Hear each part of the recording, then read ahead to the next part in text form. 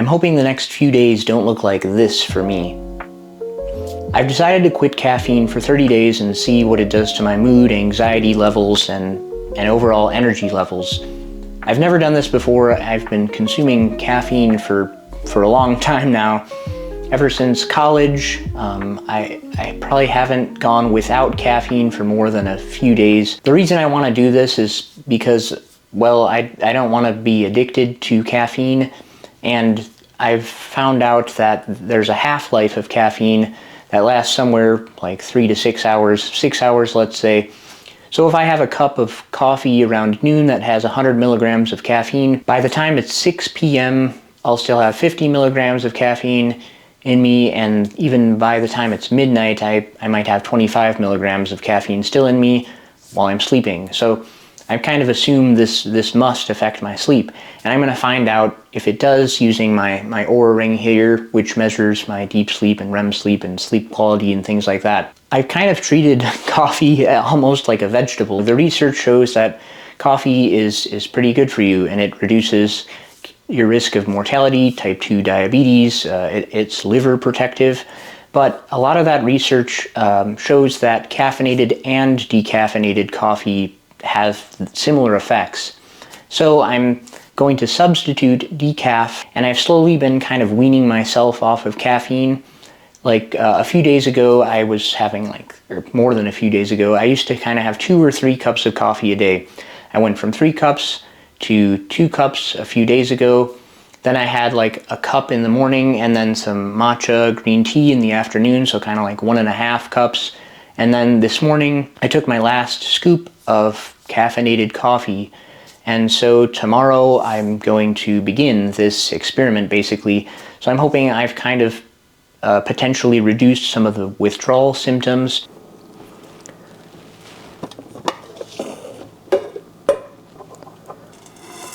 Well, I guess this is probably my last cup of coffee.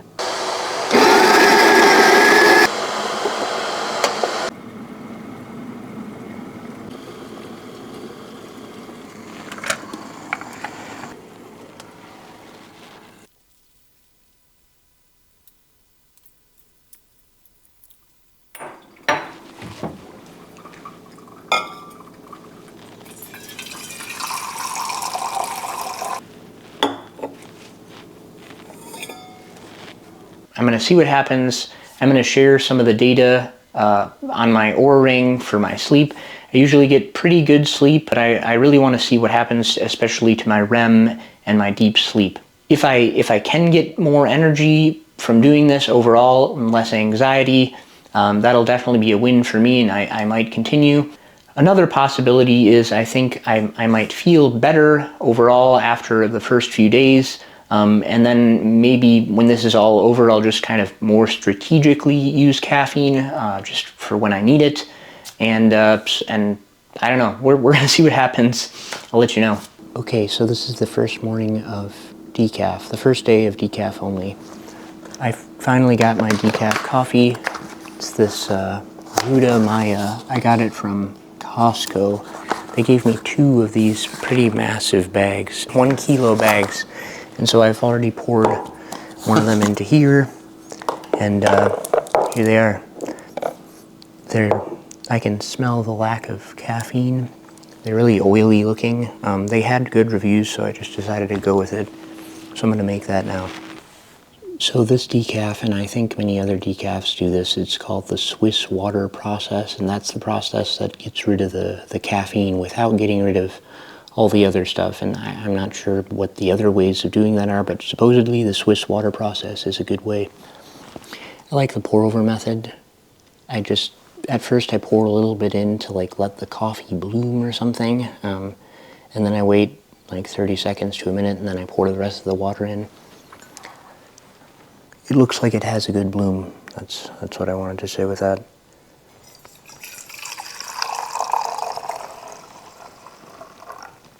Okay, so this will be my first sip of decaf coffee. I've had decaf coffee in the past, but it's been a super long time, so I don't remember really what it tastes like. It smells okay. Not as good as normal coffee, but here we go.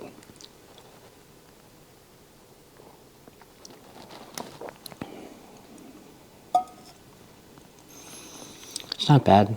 We'll see. We'll see if it works. Hi everybody, it's about 2 o'clock in the afternoon. So this morning it had been about 24 hours since I had caffeine, and now it's been about 30 hours. I've had 3 cups of decaf coffee today. Every time I've felt like I've wanted a cup of coffee, I've had a cup of decaf instead. I don't know if that's helped or not.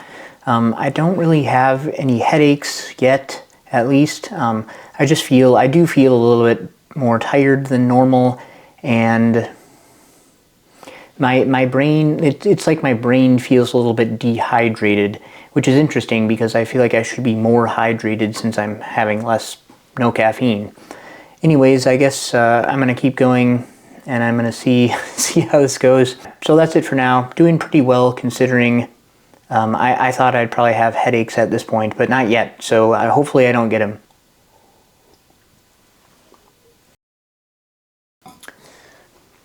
It's been 30 days now since I've gone without caffeine, and to be honest, it was pretty uneventful. I didn't make many updates throughout this process just because there wasn't too much to update about. So I'll show you the 2 updates that I did make. They're just short videos of me explaining a couple points that I was thinking about at the time. So I'll go ahead and show those now.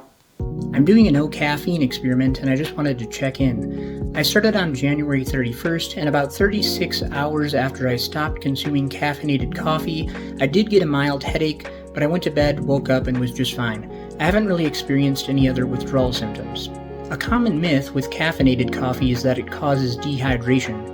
A 2016 meta-analysis found that moderate coffee consumption did not cause dehydration in healthy adults. 1 pro and 1 con to giving up caffeine. So I've been drinking decaf for the past few weeks, and I've noticed that my digestive system seems to be working better. I never had any issues with my digestive system, but it just seems to be working better now. The con, now this is a big con, is that I'm hungry. Caffeine usually acts like an appetite suppressant in most people, and it must have been doing that for me because now since I've been drinking decaf, I'm always super hungry. Sometimes in the mid-morning I would have a cup of coffee, caffeinated coffee, and that would kind of dissipate any hunger issues I was having. But now that I'm drinking decaf, it's been tough. I'll keep you updated. I did take my weight and a couple measurements before and afterwards. I took my last measurement today. Supposedly one of the benefits of caffeine is its fat loss capabilities, and I'm not doubting that. But for me, it didn't seem to make much of a difference once I got rid of the caffeine. My starting weight was 165 pounds, and my ending weight was 165.2 pounds. So I think that difference is pretty insignificant. My waist was pretty much exactly the same, actually lost 1/4 of an inch, but you know, again, like that's pretty insignificant. My biceps were exactly the same before and afterwards. And because I just want to be fully transparent, I did add in some plyometrics in February. So I ruptured my Achilles tendon like 7 months ago, and so I'm doing this like getting back into plyometrics program. I spend about 5 to 10 minutes 3 times a week doing it. So, I mean, that maybe increased my caloric expenditure just like a tiny bit, but I do think I've been eating a tiny bit more food, if anything. So I think that kind of cancels each other out. I just wanted to share that, again, to be fully transparent. I'm not biased in the results of this experiment. I just want to share what I did and what happened. First, I just want to say that before this experiment, I was drinking about 2 cups of caffeinated coffee per day, sometimes 3. And if it wasn't 3 and it was on a day that I had a workout and I drank 2 cups of coffee, I would sometimes have a pre-workout containing a decent amount of caffeine. During this experiment, I had anywhere from about 3 to 4 cups of decaf, and then I bought this pre-workout that is stimulant-free, so it doesn't have any caffeine or any other sort of stimulants in it. I just kind of did it again for like the ritual. So I'm going to start off with the cons. So there really weren't too many cons. I did have a headache at about 36 hours. It was in the evening, went to bed, woke up the next morning, gone. Ever since then I have not had a single headache. The only other con is that the decaf coffee that I'm drinking does not taste as good as the caffeinated coffee. I've kind of gotten used to it. I really want to try Purity Coffee's Decaf. I really like Purity Coffee. I'm not like sponsored or affiliated with them in any way. I just love their coffee. It is kind of spendy, but I think it's worth it. It's like third-party tested. They make sure there's not really any toxins in their coffee. Before I get to the pros, I want to just tell you, that so you stick around, that I'm going to show you my sleep data. And I think that was the most interesting thing to me about this experiment. But first, the pros, really quickly. I felt like I had smoother energy levels throughout the day. So before with caffeine, I had like, higher highs and lower lows. With decaf, I've had smoother energy. I feel like I wake up and I feel more refreshed. I'm not quite as tired in the morning. I feel like when I get up to when I can have good energy is like immediate. Before, I felt like I needed to have that first cup of coffee before I could speak to anyone else in the world. The other thing that I noticed is I felt like I had less anxiety throughout the day as well. I didn't have a ton of anxiety issues beforehand, but I just felt like they were less as I did this experiment. I didn't really have any underlying anxiety. Even during stressful times, I just didn't have much anxiety. So that was a huge plus for me. And then again, as I said in the videos, better digestion. I maybe felt like I was more hydrated. I don't know, that's hard to say. Okay, so now for some numbers, some real data. I'm going to show you. So I wear my Oura Ring to track my sleep metrics and some other things, but I wanted to show you some differences between deep sleep, REM sleep, my sleep score, and my total sleep time. Alright, so my sleep score, as you can see, this is on March, but I'm just going to go back to February, January. So January, my sleep score was 91, February 90.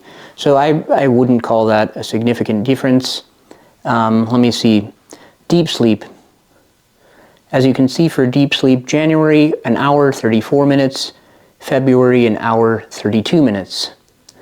Not super different. REM sleep. 2 hours, 6 minutes for January. 2 hours, 5 minutes for February. Okay, so there weren't really any significant differences there, but then I checked my total sleep time. Total sleep time.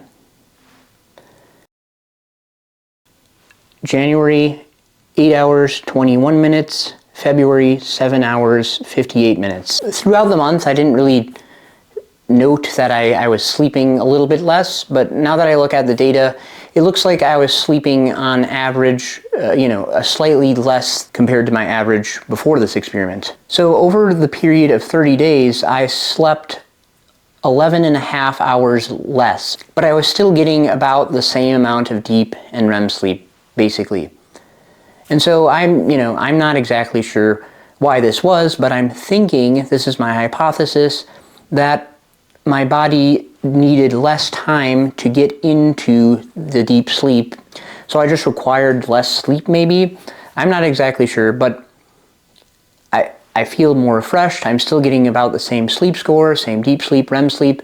So if I'm getting a little bit less sleep, maybe that's okay. I've added waking hours without compromising my sleep. So I don't think that's a bad thing. And I think that's kind of the most interesting takeaway that I've gained from doing this experiment. So now the question is, am I going to keep doing decaf? And I think the answer is yes. I might experiment with a few different brands to see which kinds I like. Will I completely eliminate caffeine forever? Probably not.